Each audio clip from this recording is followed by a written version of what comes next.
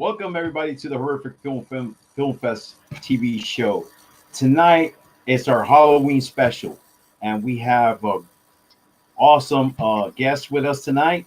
Uh, his name is Grab Bumpers from the House of the Demon, and my co-host Maria Raven.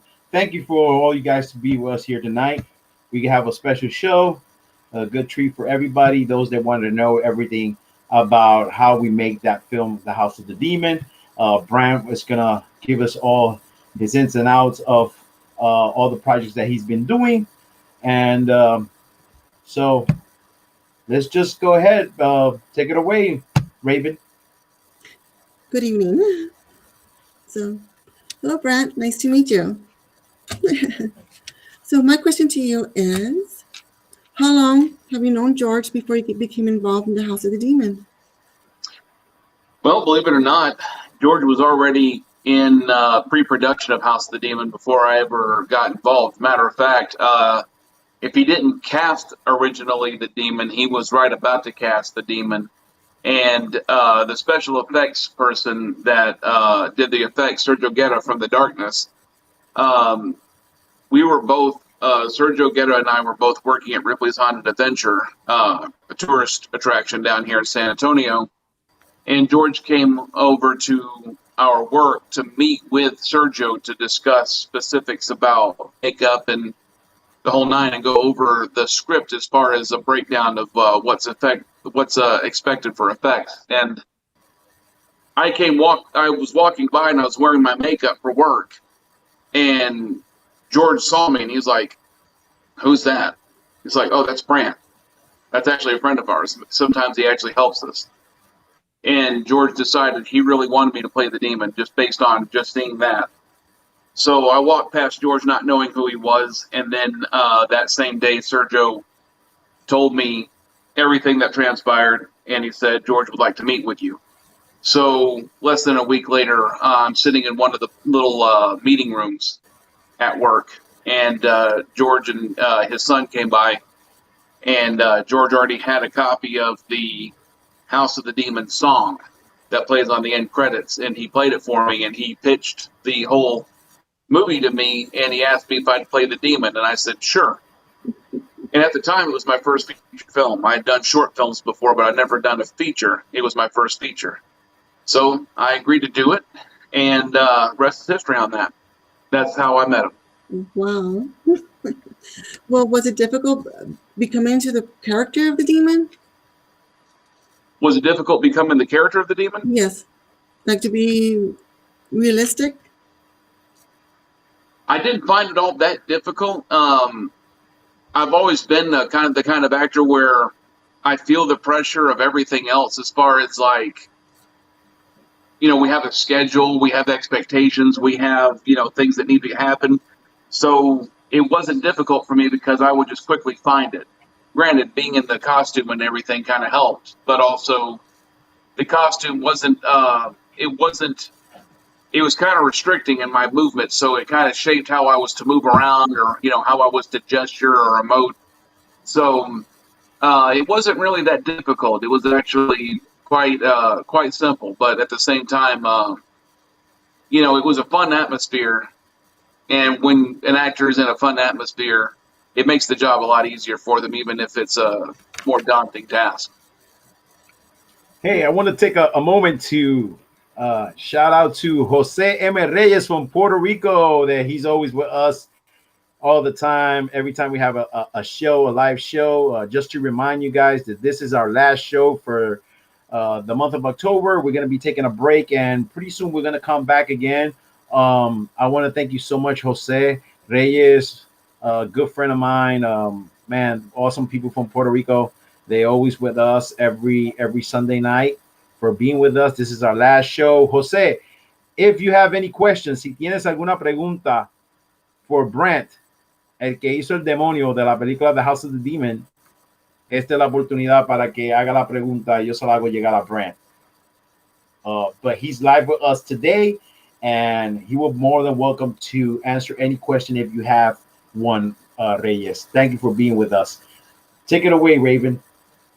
Okay, so Brant, What artist did your awesome makeup in the movie House of the Demon? What all did it take to make the makeup? No, who was the artist who did the makeup for you? Okay, that was Sergio Guerra and Manuel Cantu. It was almost like a joint effort between the two. So Sergio Guerra is the head and founder of The Darkness, and at the time, Manuel Cantu of Altered Vision Studios came on to The Darkness to work with us and worked on the production. And between Sergio and Manuel, they actually came up with a design and look for the demon. And they sculpted my prosthetic for my face. Manuel sculpted the prosthetic for my face. And then between Manuel and Sergio, they sculpted my chest, the chest cavity, and then or the chest plate that I wore. And the rest was done with because of time and budget. Instead of making an entire costume, my actual arms were painted. We put on nails, and did alcohol-based paint on the nails, and the demon's kind of shrouded. He shrouds himself a little bit, so we used couch foam to kind of shape shoulders and like a large back, and that kind of shape for the demon. And that was basically what we did. The rest of it, like my hair and my beard, were my hair and my beard. And so Sergio Guerra and Manuel Cantu both contributed to make the demon what he was, and also they both did all the sculpting and special effects for everybody else that were cast members that become demons in the film. Okay. So how long did it take? I have a question. Real quick. Raven, from Jose M. Reyes. His question is, what inspiration you use to portray the demon? Any movie you draw inspiration on? So I didn't have any inspiration from any particular movies, other than just kind of like a blanket of just demons are supposed to just kind of sound dark. And even then, we did my lines in post-production because I was wearing these large dentures of sharp teeth that prohibited me from talking. And so we had to do all my stuff ADR, which is, for anyone that doesn't know, it's automatic dialogue replacement. It's whenever, or they call it looping, it's whenever they record the audio of the actors later on because either they couldn't get great audio at the time on set, or something else, was made the audio just kind of bad, and they need to just get a clearer audio of the actor. They'll bring them in later on into a studio and record them like they would for an animated film, to basically record over their own mouth moving at the time of filming. So as far as my actual movements and the way I moved around, the demon's supposed to have been around for a long time, so I made my movements kind of jerky and kind of that of an old person, and also kind of like that of a predator, kind of like lurking movements, and doesn't move quick unless he absolutely has to, only because you want to kind of surprise people whenever the demon starts all of a sudden chasing somebody and he's really fast and people weren't expecting it. And as far as the voice goes, it was meant to be like a booming presence compared to everybody else's voice. Everybody else was recorded live on set, and my voice was recorded in post-production, so we took advantage of that. And the audio engineer actually made my voice very booming and loud compared to everybody else's, and that really added on to separating myself as a character from the other characters. And so the inspiration that I mostly got was just kind of blanketed among any villain that I've ever seen, but no particular movie. But that was basically it. Mm-hmm. And I apologize, Raven. What was your question? Well, I wanted to ask you, how long did it take you to transform into the demon? Like how long did it take for me to put on the makeup? And all that sort of process and all that. So the first night when we were actually putting me in the demon costume, we already had the chest painted ahead of time, but the prosthetic was actually it was just like it's a foam latex prosthetic, and the foam latex is just stark white. It's white, and so to properly adhere that to me, and then to properly paint everything, it took about 6-7 hours. It took about 6-7 hours for it to finally all get completed. It was probably close to 1:30 in the morning by the time I was ready to actually be filmed. And it always takes the longest the first time because it's when everybody's always trying to finalize the last of everything, the look, to try to make it actually like, okay, this is it. Once he's filmed, we establish that this is who he is. So if there's anything that needs to change right now, we have to do it now. So that was that's the reason. That's one of the reasons why it takes so long. But the second time we put me in makeup, we actually, the way they removed the prosthetic, they were actually able to use the same one. So it cut down on the painting because they didn't have to paint the prosthetic as much as paint the rest of me around it the next time, and that cut down to about 3 hours. It still takes a long time because they still have to glue it down correctly. They have to still paint my arms and legs, and that was done in very cold weather. It was during winter, so there's no AC. I mean, I'm sorry, there's no heating, and I'm wearing under the costume shorts and a no-sleeve T-shirt, and they have to paint my legs and paint my arms, and they have to use water to do that because they're putting on the base, and it was freezing. I remember that, but it took about 6.5 to 7 hours the first time, and it took about 3 hours the second time. And for the last time, it took about 3 hours. Because not only were they doing my makeup, but they were also doing the demon's death scene, which involved a special prosthetic that actually had tubing going through it for what happens to the demon. So it was a lot of work. Yeah, so I have a question here for Jose M. Reyes. Do you like to do monsters like Freddy or Jason? I mean, with heavy makeup or prosthetics, like do you like all that? I do. I like playing. I like playing villains. I like playing monsters. Matter of fact, I was in a film opposite of Lacey Chabert, David Mazouz, who plays Bruce Wayne on Gotham, and I played this monster. And instead of it being a prosthetic where they had to do a head cast, they actually just did a face map and did the prosthetic a different way because they actually keyed out my eyes to where they removed my eyes in CG. So I just have a wall of flesh where eyes are supposed to be. And I really liked that. I really like playing. I like playing characters that are villainous. I like playing monsters. I love I love having makeup applied. I've been very lucky to not have to shave off my beard. As an actor, it's really hard to kind of switch gears and remarket yourself, which I would have to if my beard was shaven off.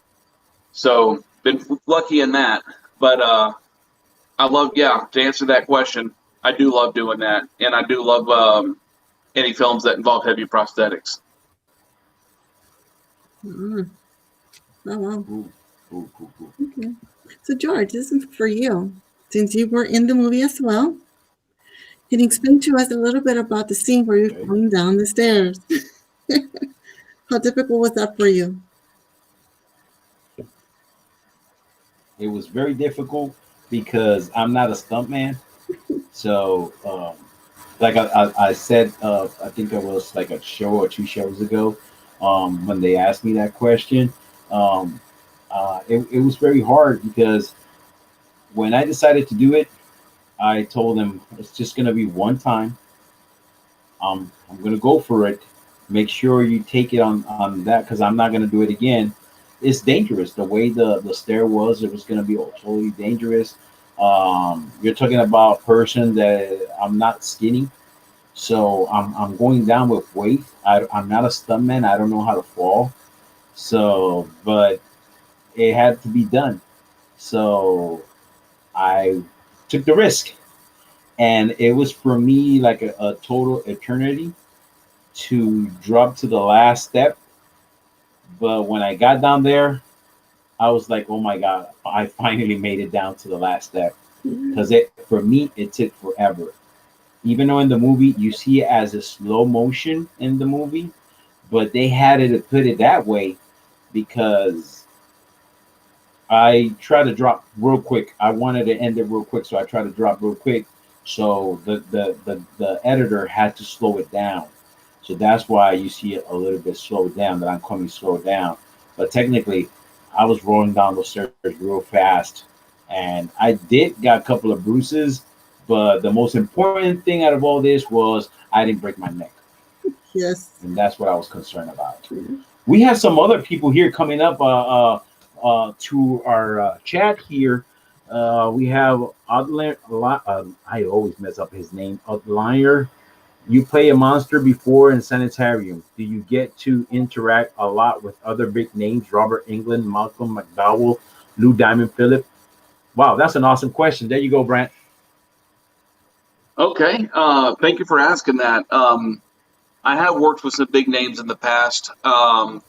Sanitarium was by far the most in one film. It's an anthology film, so instead of it being like one big story where we're all sharing the same story, it's 3 individual stories, and one had John Glover in it, and he played a troubled artist that has figures that he considers his children, and his art dealer was trying to sell them to, as an art dealer, trying to sell them to some buyers, and he didn't want to part with them, and they were trying to get him to kill, his art dealer. And John Glover's an amazing actor. You've seen him in a lot of films. He played Clamp in Gremlins 2. He played a scientist in the Batman movie with Uma Thurman. Uma Thurman kills him in the movie. Anyhow, the film and then Lou Diamond Phillips was in one where he plays somebody that's in the bomb shelter, and he believes aliens have taken over the world, and it appears that they have, and he's been in this bomb shelter for over a year. The one that I was in was called Monsters Are Real, and I played a monster, but David Mazouz is a little boy, and Chris Mulkey plays his father, and his father is very abusive towards him. And then, if that wasn't bad enough, he has a teacher played by Lacey Chabert that actually cares for him, that she knows there's something up and there's something wrong, and is trying to help him. But the boy's troubled because he starts seeing this monster, and this monster kind of looks at first like a homeless man, but you realize that he's not really human when he keeps interacting with the boy, and the monster has sharp teeth and he has claws, and and the little boy doesn't understand why this creature's after him. So he's got an abusive father. Now he's got this creature after him, and the climax reveals what's exactly happening. But I got to play opposite of them. It was great. I got to beat up on Chris Mulkey and throw him through a table. I got to work with Lacey Chabert. She was really nice. And as far as working with any of the other ones, like Malcolm McDowell, I didn't really get to work with him. Matter of fact, Lou Diamond Phillips and Malcolm McDowell share a scene. They didn't get to work together. The scene is them both in a room, but it was shot at 2 different times, and they were both composited in. And that was just because of pure scheduling. So Malcolm McDowell was only available for about 2 days. And I wasn't there for those days, and it was kind of like such tight schedule that I didn't want to get in the way by trying to show up and, just hobnob. And then Robert Englund, I met him after we were done filming. And John Glover I met while they were filming, but it was because I stopped by the set to help them with something, and I met and talked to John Glover for a little while, and then Lou Diamond Phillips. I went to go help out a little bit on that setup because they needed help moving a part of the set at one point, and I just showed up to just give a hand because I was in the area, and I met Lou Diamond Phillips, and he couldn't have been nicer. But Robert Englund I met after the fact. We were at the screening for it, and he came down for it, and we hung out and talked. If anyone's ever been around Robert Englund, he loves to talk, and that's awesome. It's really awesome. But it seems like it's almost to a detriment to a production because PAs have to go after him a lot to pull him onto set because he'll be telling somebody a story, and they're like, "Hey, we needed you on set 5 minutes ago." Elm Street was plagued with that, trying to get him on set, and he's sitting somewhere telling somebody some, experience that happened to him. But it was really great working with the actors I got to work with, and I hope to share a scene with Robert Englund someday. I hope to share a scene with Malcolm McDowell someday. But it's just really great to be in a project where I get to say that I could share a bill with them. So that was really awesome. So that's the most you can hope for in this sometimes. So Brad, we have a little spear. We're gonna go ahead and show the trailer for Sanitarium. Okay. Take it away, Walter.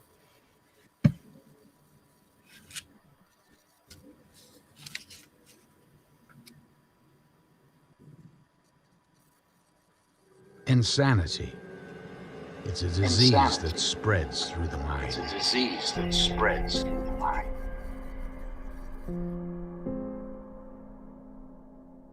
Generating twisted and deranged thoughts inside the human brain.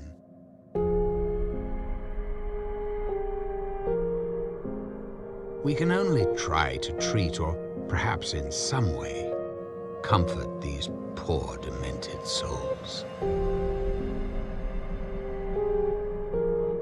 Wandering helplessly within the warped and misshapen realms of their inner worlds.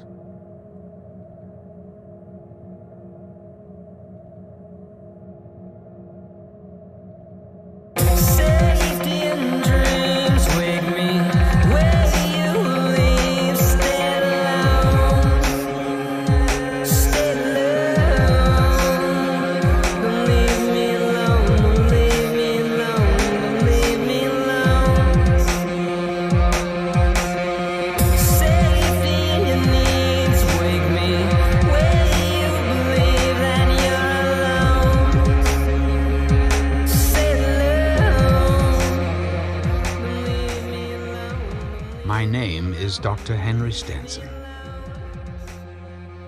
Welcome to the Sanitarium.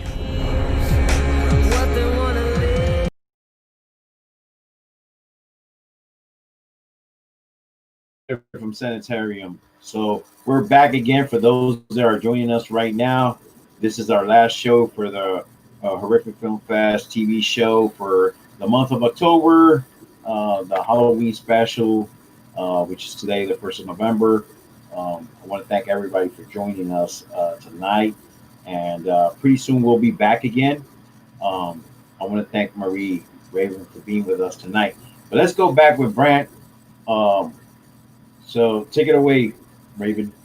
Okay, so I want to get back to the House of the Demon. Where was the movie filmed at? So the Demon House was filmed in Lytle, Texas. And Lytle, Texas is close to an hour south of San Antonio, small town. And this house was actually positioned right behind and between a dialysis center and a funeral home. No joke. The dialysis center and funeral home were right next to each other. And right behind them, if you were to drive between them and proceed forward, you went to the Demon House. And it was very much a vacant, and I'm being kind saying vacant. It was straight up abandoned. Very much in need of repair. Very much as creepy as it looked in the movie. There was not any work done to it to distress it and make it look creepy. That is just the way the house was. Many rooms, many different different areas. Very spacious attic. Very if it was and like there was graffiti here and there, so it was pretty much a bit of a hangout for some locals that I think dared each other to go into that house.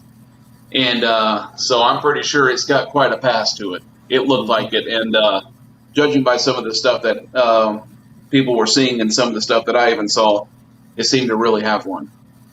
Mhm. So while you were in the house filming, was there any spooky or paranormal activity happening? So the company, the production company that worked with George as far as like providing the equipment, the camera, and doing the providing the crew was Twisted Stickman Productions, and they saw quite a few things. And matter of fact, on the DVD, there's a piece of audio. After they saw something, there's a piece of audio they captured that still can't be explained. I'm sure if we were to sit there and dissect it, we would try to find one, but it definitely was something that didn't help as far as anyone trying to convince themselves that there's nothing going on with that house. I remember seeing people going into rooms, you know, as far as I like just seeing them going to a room and then walking over and they're not in there, and they weren't even in the area. As far as like people that I thought were part of the production or part of the, you know, one of the cast.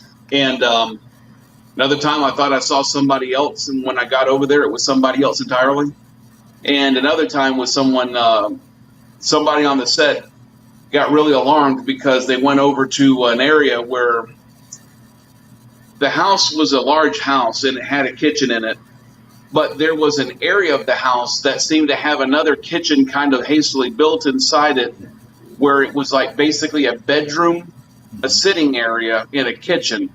And it seemed like what they did is they converted an area of the house to be just a self-sustaining area for an elderly person. Yep. So that they didn't have to walk throughout the entire house and go up and down the stairs. Their whole world can be bed, sitting area, kitchen, toilet.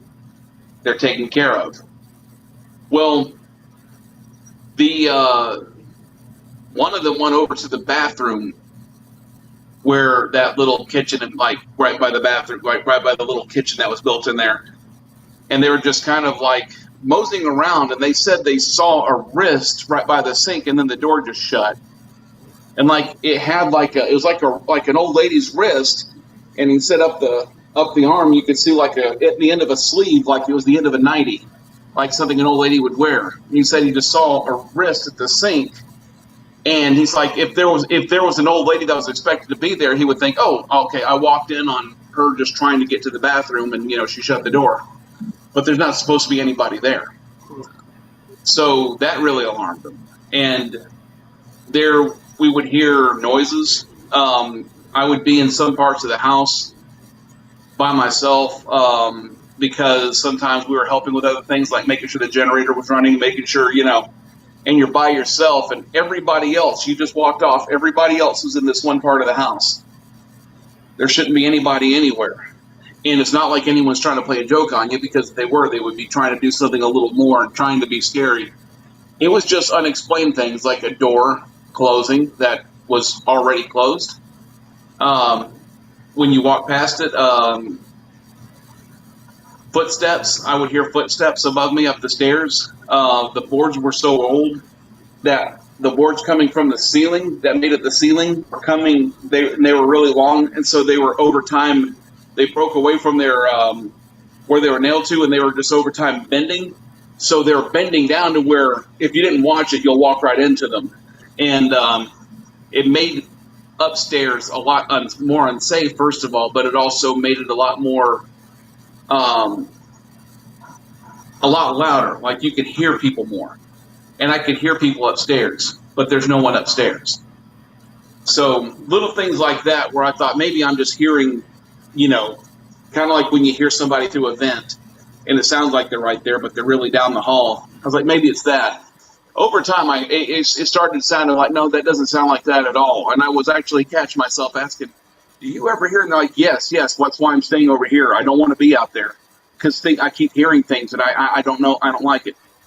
So we had a lot of that going on. So a lot of people grouped together because they felt better in numbers. And that just became part of working in that house. So, yeah, saw some stuff that we can't describe. And one of them made it onto the DVD as far as an extra on the menu. It sure did. It sure did. There's a lot of stuff that happened in the house, Raven.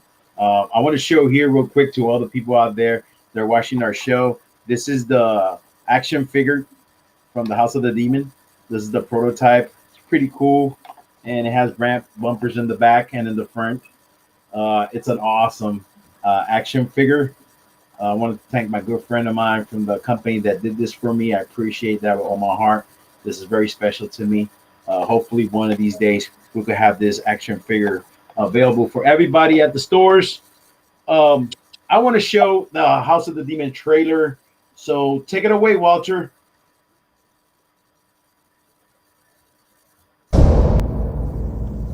This is the house. This is the house I told you about. The one that came out of the house. One of those bodies. This is the house I told you about. They came out of one of those bodies. No, I really Nothing's don't gonna happen. want I mean, Yeah, that was right. a long time No, ago. I really Nothing's don't gonna happen. want The That old was a long death trap time there. ago.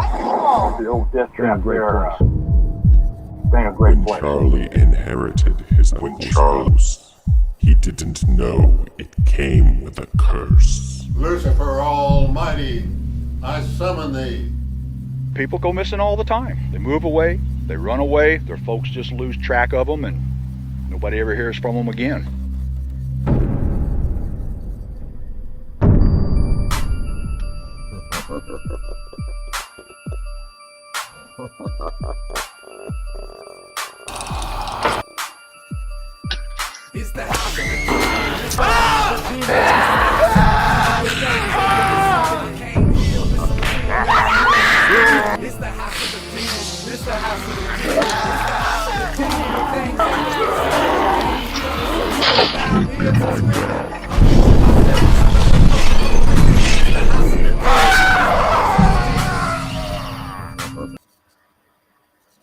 All right, so we're back again. That was the trailer for the House of the Demon that was made in 2007. I have a good friend of mine right here, right next to me. He's also part of that movie, the House of the Demon. I have some memorabilia from that time frame from the movie, and like Grant was saying, there was a lot of strange things happening in that house. And what was all crazy about it is I just wanted to do a horror movie. That time frame, I had no clue about paranormal. Like nowadays, there's a lot of shows of paranormal. Maybe if I would have knew that in that time frame, maybe it would have been better to do like kind of like a documentary on the house. I found out a lot of stuff at the house later on when I spoke with the owner. And even though the people from Lidl used to tell me, you guys are crazy, you guys are filming in that house, things happen in that house, they see shadows and all that, we saw all that. But the first person who came to me, I remember, was Brant, and he told me, George, I got to talk to you. And I was like kind of nervous. I was like, oh, I wonder what Brant wants. And he was like, I just want to let you know that I saw somebody going inside that closet. And I told it was DJ. DJ was one of the guys from Twisted Six Man Production. So because DJ he used to love to do prank jokes. And so Brant saw kind of like somebody going in there, that closet. He thought it was DJ. And when he opened the closet, there was nobody there. So he actually came up to me, he told me, and I told Brant, make sure that you don't tell none of the actors, because they were all college students, because they would never come back to film with me, and we were already half through the film. So Brant kept his promise, but everybody was experimenting at a certain point with some things were going on. We knew things were going on, but we went ahead and decided to keep moving forward. You know, I kept saying, as long as there's nothing that, you know, harm nobody, we just gonna press on and always praying to God that, you know, this is just a movie.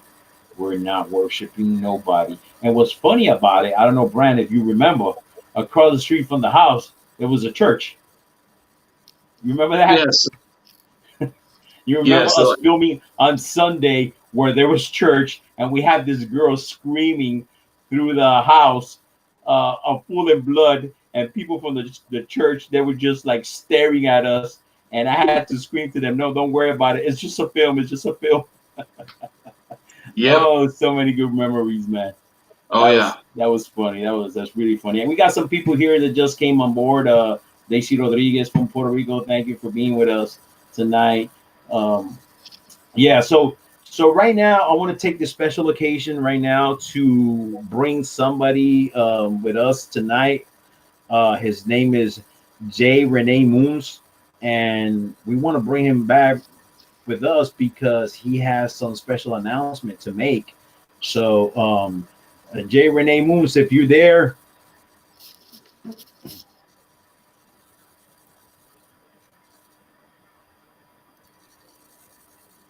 Okay, so I guess we're gonna let's watch this trailer for Louis Morton.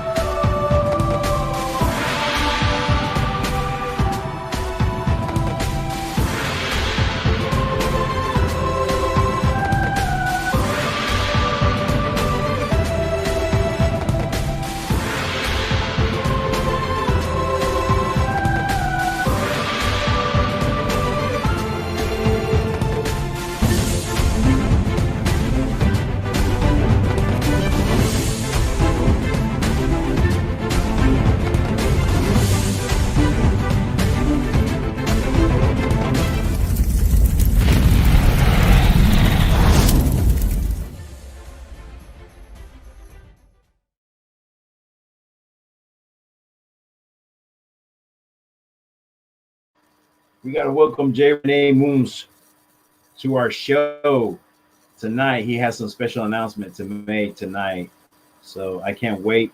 What's going to be his announcement? Hey, there you are, Jay, directly from Puerto Rico. How you doing?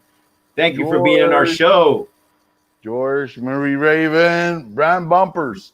Nice to meet you, sir. How you doing? Great. How are you? So far, so good. Here in the island, well, trying to deal with the COVID, but besides that, everything's great. And Jay, hey Jay, I'm waiting for that. I can't wait. They're saying you got some good news coming up, and this is right here, right now, exclusive on our show. That you got something to announce for us here tonight. Well, yes. Actually, yes. I've been working, day after day. I've been working a lot on the second book. The trailer you saw that Walter showed was actually, it's for the first book, which has been a huge success. And that book has won 4 awards, 2 in Miami and 2 in California, and actually is nominated for the Best Indie Book Excellence, the Best Indie Book Awards. And, well, I'm waiting to see what comes out of that awards ceremony. But the announcement I have to tell you guys is that I'm done with this with the second book of Louis Morton. And actually, I think Walter has the cover. I think I sent Walter the cover for the second book. He'll show it anytime soon. and we are launching it on December. The first week of December, the book comes out. So I think they're gonna do a pre-sale on them through Amazon. So, and if you love the first book, I know you read it, George. Yes.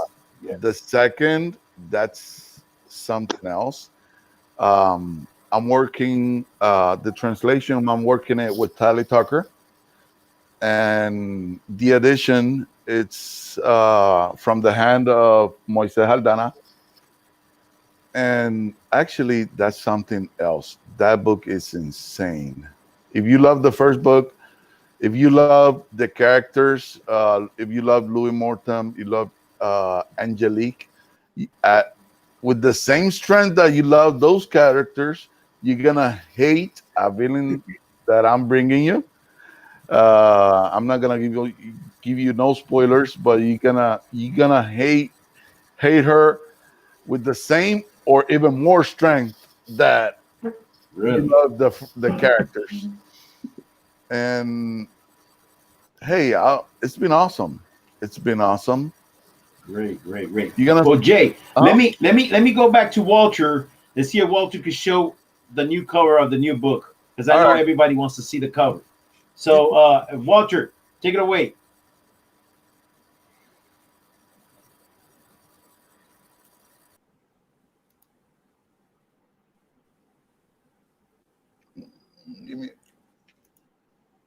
I think George went up for a bit. Walter.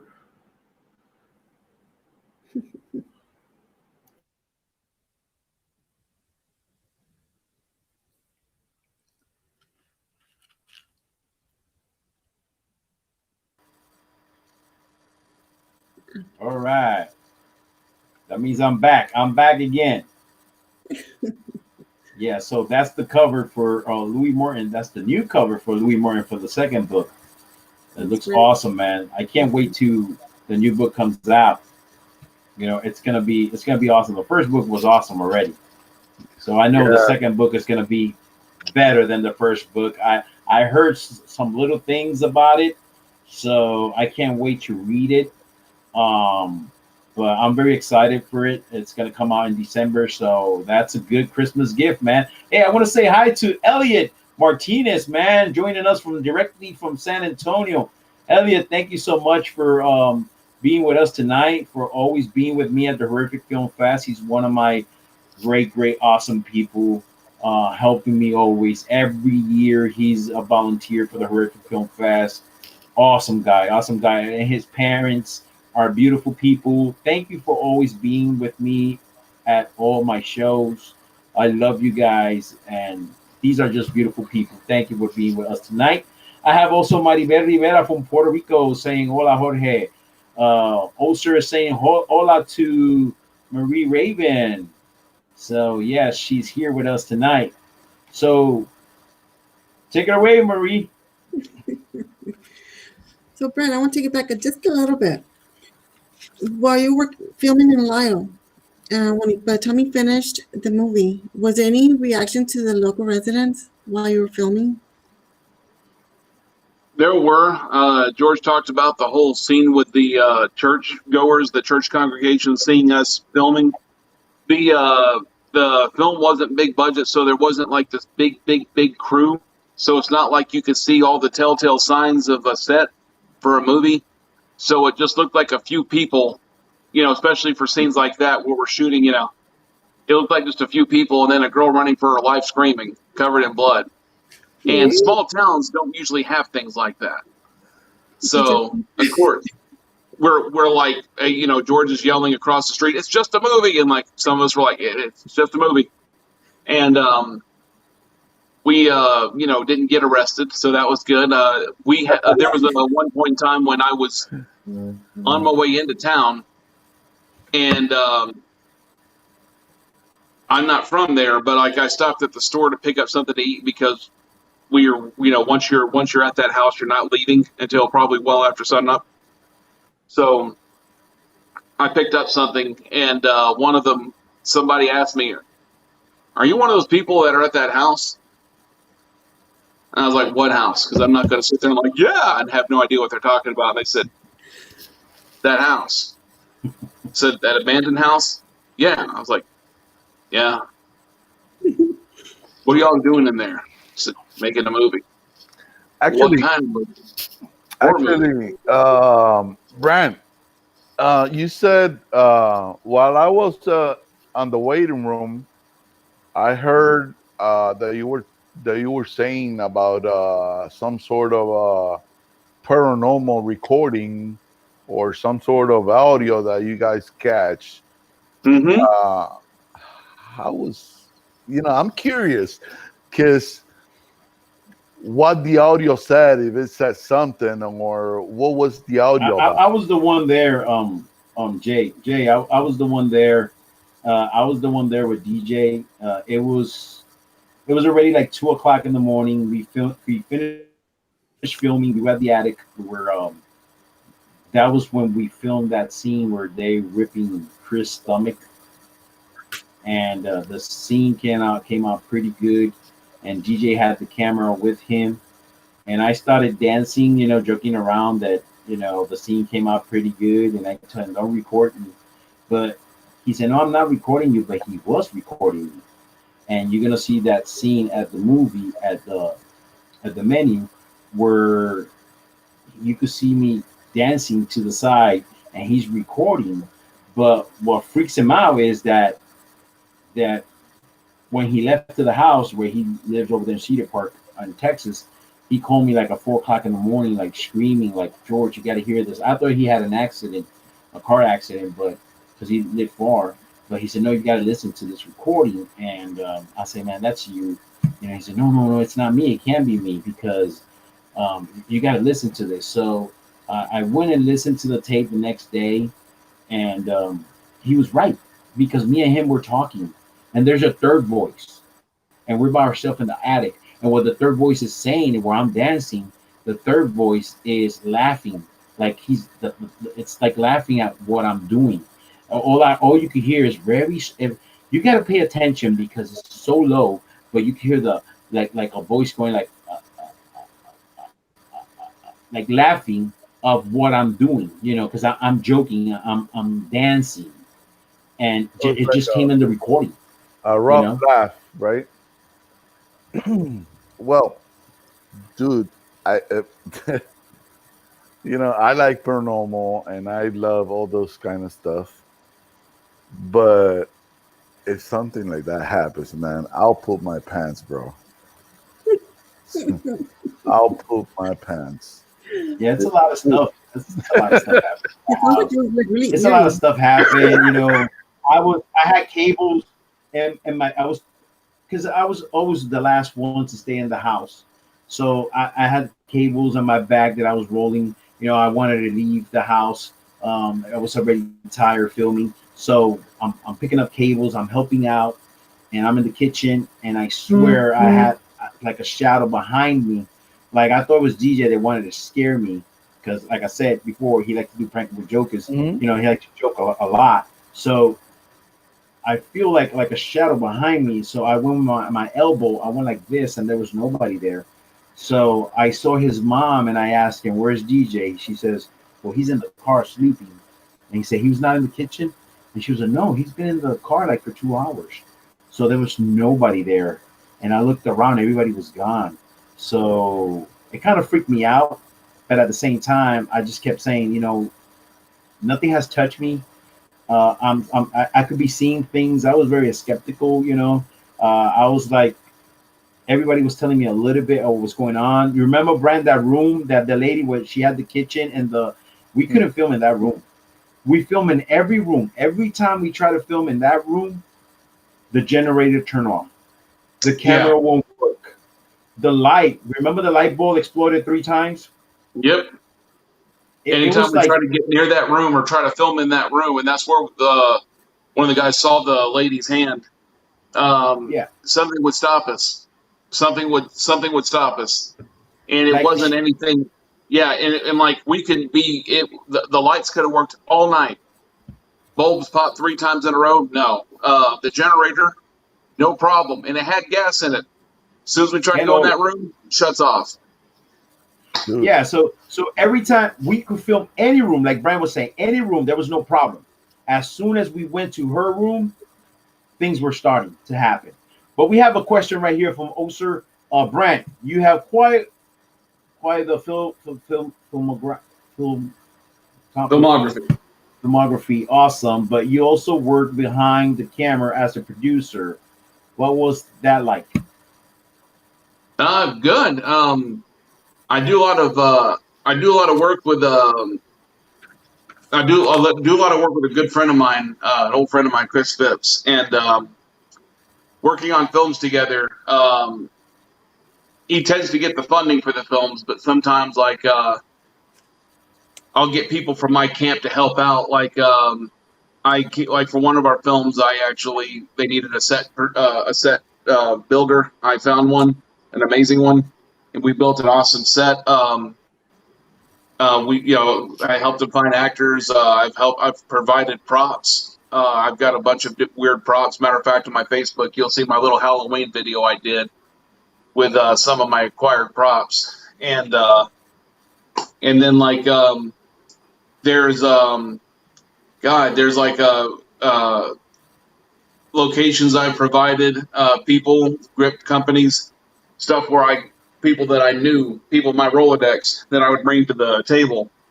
And so I was the producer in that way, where I would actually help pull the production together, provide things that were needed, get a hold of them if I didn't have them. And that was it was great. It should have been more stressful than it was, but it wasn't like I went in trying to be the producer. I ended up being the producer because usually I was an actor on the thing, but I quickly became producer when I started providing all these things and doing stuff behind the scenes and not just being an actor. So one film I was an AD and producer, and that was fun. And there's a couple films coming up where I'm going to be co-producing them, and so we're hoping to get those off the ground soon. Oh wow, that's great, Brandon. I hope just let me know anything. Just keep us in the loop on all your projects, man. Jorge, real quick. Jay, real quick. I want to ask you a question. Because we've been talking about paranormal here, we've been talking about horror and all that. A little penguin told me that your second book is kind of going to that horror site, kind of horror. Well, yes, I'm crossing the line. In some chapters, I'm crossing the line between dark fantasy and horror. It's a very thin line between those two genres. And actually, I'm crossing the line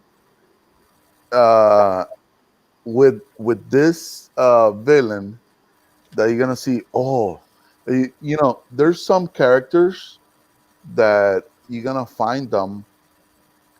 And you're gonna care for them, and you're gonna get empathy for them. You're gonna feel empathetic with those characters, and at the end, when you think they are safe or that character is safe, dude, you're wrong. And all the things that character goes through. Stephen King once said, I build empathy for my characters, then I turn the monsters loose. So actually, that's what I did. That's what I did on my book. There are some chapters where I turn when I let the monsters go and do whatever they want. And even though it has I crossed the line to the horror genre, the book, it has a lot of mixes it's a combination of different genres. You're gonna get historical fiction. You're gonna get detective thriller. You're gonna get mystery. You're gonna get adventure. You're gonna get action. You get dark fantasy and horror, and that mix of genres. That's what makes the way I write. So actually, the Louis Morton series. That's what makes it so special because it has a lot of everything. And it has so the book is going to have a little bit of goriness, huh? So well, expecting a little bit of goriness. Yeah, I'm going on some scenes. I'm going gory. I'm visceral. I'm going. You know, you're just gonna feel it. You're just gonna feel it, and you're gonna hate not to be able to let it go. Awesome. You know, you're gonna get. Yeah. Oh, I don't want to read. I don't want to read. I want to read, and that's what makes the book so special. And you're gonna get a lot of that on this new series. The series is called Time Paradox. You're gonna, I'm playing with timelines, and there's some stuff. I'm going with some historical fiction as well, and it's a mix of genres. It's a mix of genres that you're gonna like it. If you saw the trailer, I think you guys saw the trailer, and you, George, read the book. So I'm keeping the same concept. In one page, you're reading and investigating with Louis Morton. Oh, no worries. Next, when it turns very interesting. Oh no, you're not gonna read from that. Next page, you're going with Angelique back in time and to the medieval times. On this book, I go a little bit further, and I'm going to when Judas sold Christ. So that's I have a lot of historical fiction on this notebook. That's awesome. That's awesome, Jay. That's awesome. So, Marie, take it away. We're almost done, but do you have anything else for Brant? It was a pleasure meeting you. You too. I love the movie. So you did awesome. But George, Thank you. time before the show ends, I would like to take this opportunity to thank you for allowing me to be part of the Horrific Film Fest family this year in the memory of Michelle, Brett Vixen, my little sister. It's been an honor. Thank you. You're welcome. You're welcome. And I want to thank Jay Renee for being with us. I want to thank Brant Bumper. Thank you for always being there for me, bro. Love you. Take care. Any projects, keep in touch, man, with me. I want to thank all those beautiful people from Puerto Rico, from Facebook, around the world that are watching the show. Thank you so much for being with us. We're going to take a break now. If we decide to come back again, we'll let everybody know through a Facebook. It's been an honor. It's been a privilege to have you guys log in and ask questions and meet these people. Remember that the Horrific Film Fest is going to Puerto Rico next year. So stay tuned with us through the website or through Facebook and where it's going to be at and the dates. And we want to see all of you there at the show. I think it's going to be awesome. And hopefully you get to meet Marie Raven at the show and get to meet me. I want to meet everybody. Actually, George, sorry to interrupt. I believe next year you're coming here to Puerto Rico, right? And I believe next year you're taking me back to San Antonio, aren't you? That is correct. That is correct. So he is gonna be in the San Antonio Horrific Film Fest show. next year we got 2 shows. We got 1 show in Puerto Rico. We got 1 show in San Antonio. Yes, Jay Renee will be with us at the one here in San Antonio, and of course he's going to be the one in Puerto Rico too. So yes, he will be for those people that want to see him here in San Antonio again. That I know you guys love his book. He's coming back, and he's coming back with his 2nd edition. So you could get them autographed at the event. So that's going to be a good thing right there for everybody that already purchased his book. And also the people from Puerto Rico, he's going to be over there also giving all your love and to all the fans out there. Hopefully we'll go over there to Puerto Rico with a great show. Those filmmakers from Puerto Rico, it don't matter if your movie's in Spanish or in English, you can submit to the Horrific Film Fest. That's what we want. We want international filmmakers to be submitting to our film fest. We're taking shorts, we're taking features. Also for all those that do comics, they paint, book writers, any of the vendors out there from Puerto Rico that want to be in our event, just let us know. Actually, and we'll George, I got a question. You said that you're bringing the show to Puerto Rico. That's an awesome news. And you're having the show in San Antonio, but those filmmakers, are they gonna participate on 2 separate events?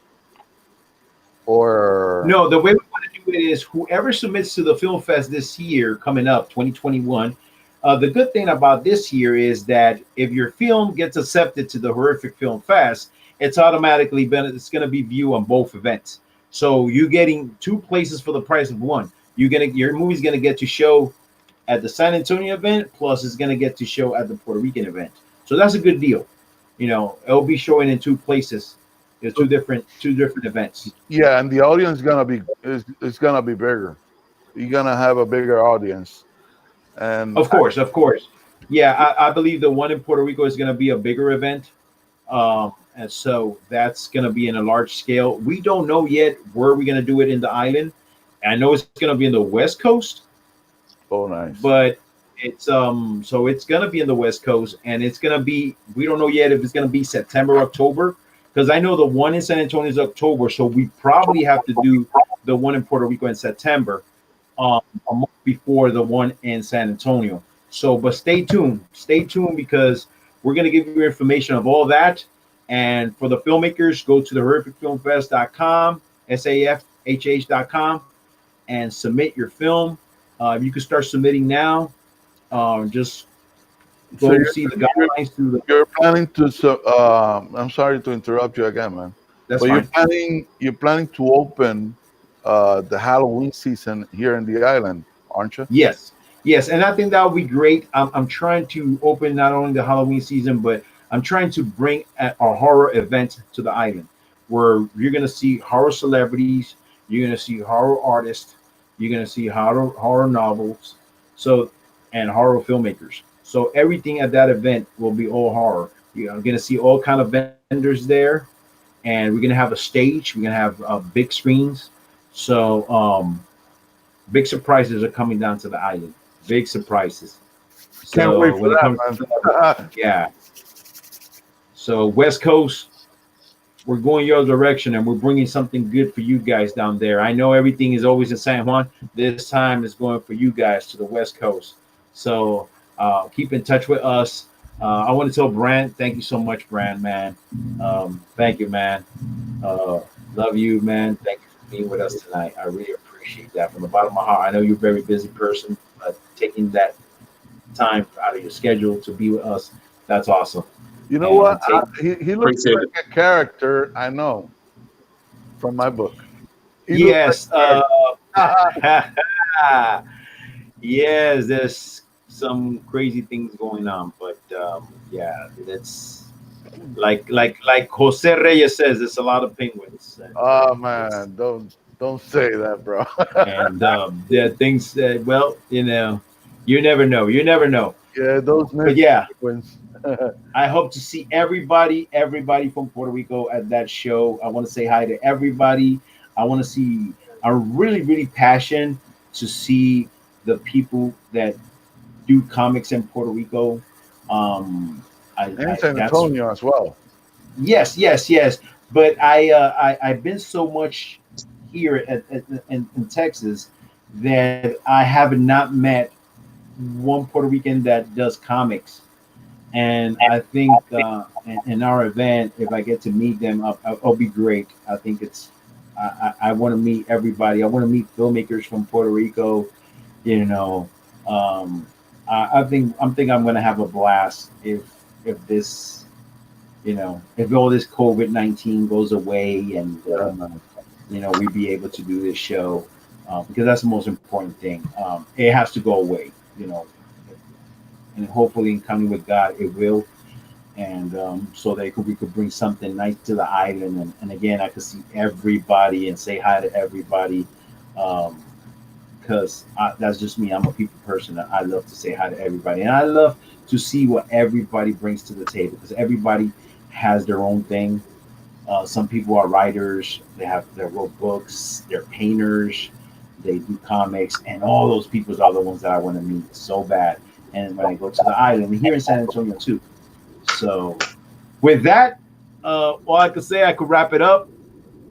Thank you guys for joining us. This was the last show. There was a TV special for Halloween. Thank you for all those that were with us tonight to ask questions. I want to tell you guys good night, and I see you again pretty soon. Good night. Good night.